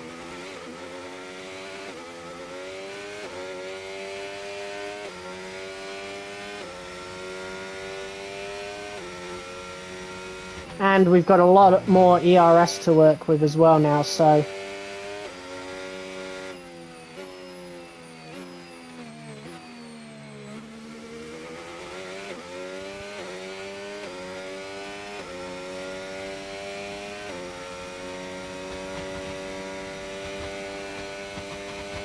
Right, we have to get it on this lap because I'm not comfortable with saving anymore.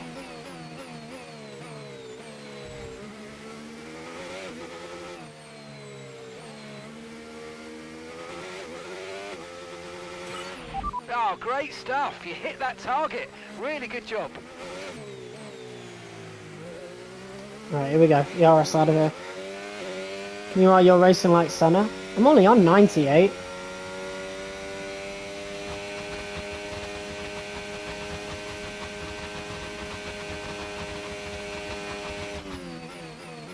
See how quickly that 70% went down? That's crazy, bro. Right, no more saving ERS. At least not at that pace. Okay, the gap to the car ahead is 5 seconds. Let's see if we can bring it down. That's not my concern right now. My concern is Norris and Leclerc behind him. Russell's done well in the Mercedes. It's really weird to see the Mercedes doing well again, I won't lie. Considering the last couple of seasons that car has been nowhere. Absolutely dreadful. At one point it was literally the second worst car on the grid.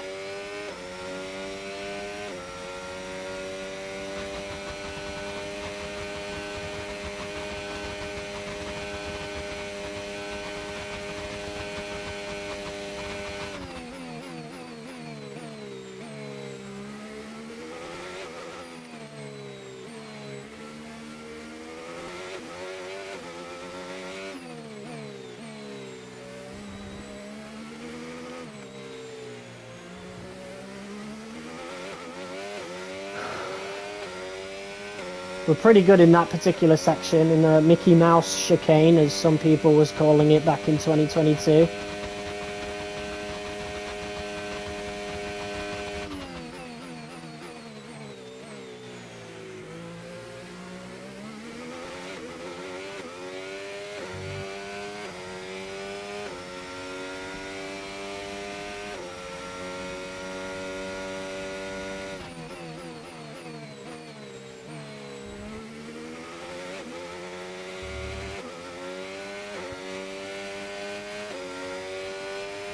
What's your favourite hairpin to drive? I really like the Canada one.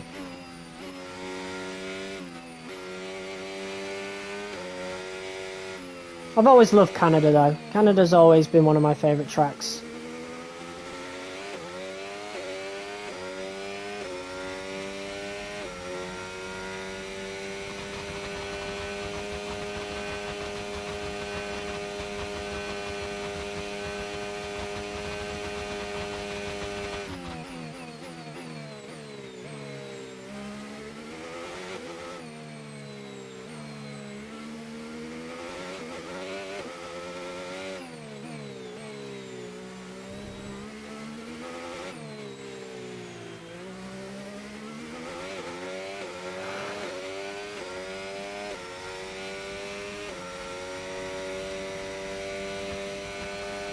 Alright, making good time.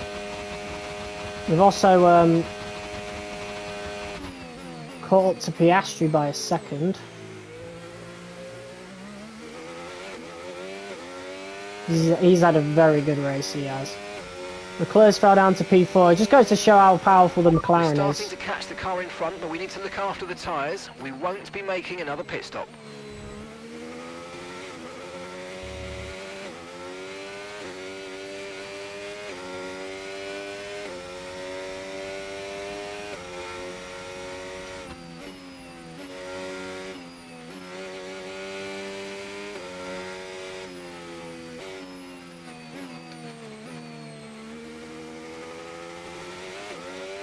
How are the tyres doing? 53% on the front right. You like the Monaco hairpin? Crazy.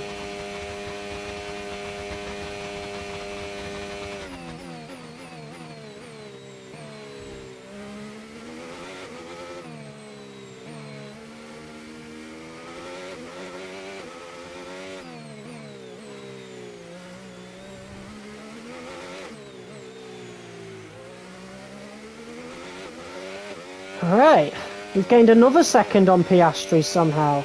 Piastri really starting to slow down.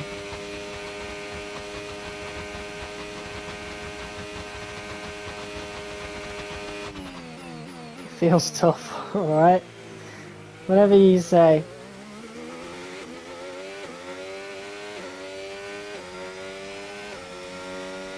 I think that is... Final lap, final lap. Push, push. Sainz in P6. Gap to your teammate behind. 10.1 seconds. Okay, they're on old hard tyres. They're currently 6th. Time Nice. last lap, 1 minute 31.4.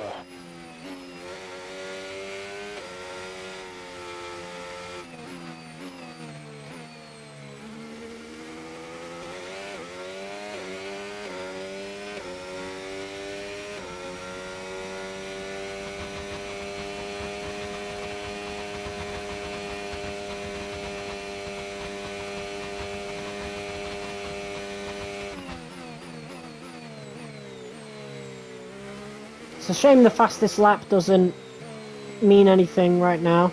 We did only lose 1 point to Norris in the sprint. It would have been nice to get that back with the fastest lap, but it's been a pretty good race for us. Piastri was pretty unstoppable by the end. Well, not by the end, throughout that race, but because Piastri started in...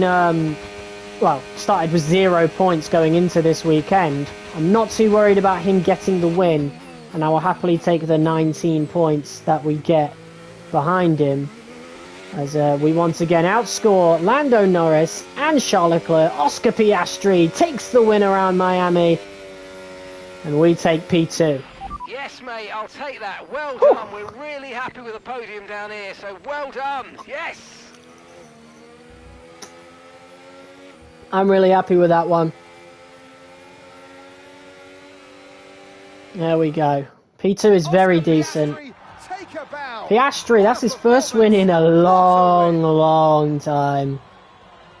He is definitely the second driver in my career for some reason. For them, but it wasn't an easy start. Not the most straightforward of days, but I think it shows great strength in an athlete as a driver when you can overcome a day like this and walk away still with a victory. There's room for 3 on their podium, but only ever 1 right at the top.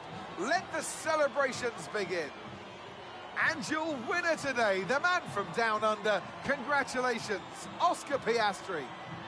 There you go, Oscar Piastri gets the win for McLaren. Lando Norris joins him on the podium in P3. We get a very good P2 out of that, which I'm quite happy with. Obviously, we would have rather have got the win, but of all people to lose points to, Oscar Piastri, that's absolutely fine, considering he DNF'd in Bahrain. So, I'm not too worried. He still has a ways to go before challenging for the title. Well, that was certainly an exciting weekend of Formula 1. There's a good 8 points for Sainz as well. More exciting Formula 1 action very soon. So, we are about 9 points ahead of Lando Norris, apparently. I don't know how that is, considering we should have been more points ahead. Or maybe I just miscalculated or something, I don't know. But we're on 50 points, Lando is on 41. So that would have been like, he would have been on 40 points and we would have been on 51 if we got that win in the sprint. I don't know, man. Oh yeah, so we were 11 points ahead, then 10. Where does he get that extra point from? I'm miscalculating something wrong in my head there, but I did not figure Norris being 9 points adrift from me, considering we placed ahead of him in Bahrain and Miami. He only beat us in the sprint, which is only worth like 1 point. I don't know, man. I must be just really miscalculating. Sainz finally gets some points on the board. That's good for him. It's only 8 points though. I would have liked him to have gotten more, but it is what it is. That being said, with Oscar Piastri's win, that has McLaren now move up into P1 in the constructors' standings. So, yeah, hopefully Sainz can pick up some consistent results so we can fight for the constructors. Who knows, we'll see, but that is a big win right there. I want to get a replay, however, of what the hell happened with the V-carbs. So here is the view of Zane Maloney. So these guys were really far behind by the time I came out of the pits. But off the line, there's Callie Mayer getting overtaken by Zane Maloney. I think Callie Mayer may have taken a grid penalty. Maloney trailing Liam Lawson. Callie May are looking to make the move. Maybe we can get a view from Callie's point of view. Callie is all over Maloney, that's for sure.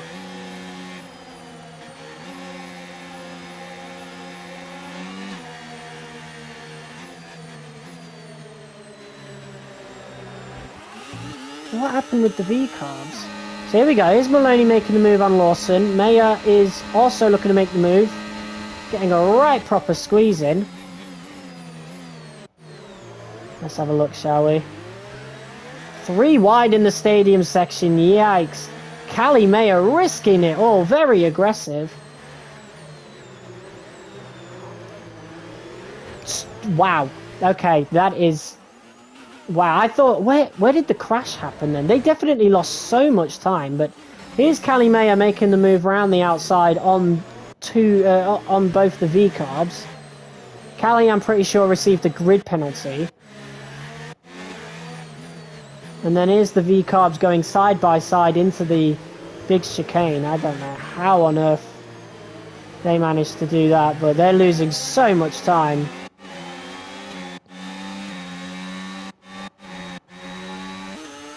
But how did they manage to be so far behind everybody? There's Liam Lawson making the move for P19. Maloney, look, the V-carbs just keep fighting, bro. Still really far behind, and then at some point, Lawson ended up, like, really far behind. Both of them did. Did they have damage? Yes, they did. What happened? Ah, so it was lap 5. Zane Maloney loses his front wing. Or part of his front wing. So there must have been a huge collision. Lawson looked to make the move down the right. Maloney gives him a right squeeze. Completely shuts the door on him. That would be penalty worthy, I'm sure. And then Liam Lawson, let's have a look. Dives down the inside. Oh, Lawson loses it. And yeah, there you go. That's how it happened. Liam Lawson completely loses it, and then Maloney clips his wing into him. And that's how it happens. That's how the V-carbs ended up really, really far behind everybody else. Anyway, we'll go back to our view. At that point, we were fighting with Leclerc still. I want to have a look at when we overtook 3 cars. There's the pit stop right there. Where did we overtake 3? I think it was like... Oh yeah, I remember now. So yeah, here's us overtaking Pierre Gasly in the stadium section. Beautiful overtake. At the time I said that might be overtake of the season, but we seem to have topped that not long afterwards. Practically pushing Hulkenberg through, and then Hulkenberg decided to make the move on Bortoletto for some reason, making things really difficult for the both of them. Hopefully eventually we get AI coded where teammates won't battle each other. Unfortunately we don't get to see the move get done. Maybe we can see from Callie Mayer's point of view, perhaps. So there's Doohan right behind, there's the kick Saubers. And look at me right there, making the move around all 3. Absolutely beautiful. We'll look at it from a little far view right here. Look at that. Wow. That was beautiful. That was absolutely beautiful. And a really good result for us. We do want to win the championship. This is our final season after all. So we'll take that any day. Next up, I think it's Imola. So a little bit more of a technical track, but definitely we want to get some powertrain upgrades in as we hit 95 overall in the rating. That's awesome. And that's about it. Nothing else. Boom. There you go. So I think it is Imola next. We have a bunch of upgrades coming in soon. But yeah, we're already at round 3 of the Formula 1 World Championship. So, yeah. See if we got any upgrades coming in for Imola, of course. We have a secret meeting. Let's just see. Let's have a fucking Alpine. Absolutely fucking not. I mean, this is our final season after all, but yeah, absolutely fucking not. Even if this wasn't our final season, no, thank you. Hey, just a quick one for me. The team are pleased that you've declined that meeting. Gold star, brownie points, etc., etc. I guess we'll see if anything else more exciting comes calling, but let's focus on our current seat for now. Right, looks like we can make some durability upgrades now, which is great.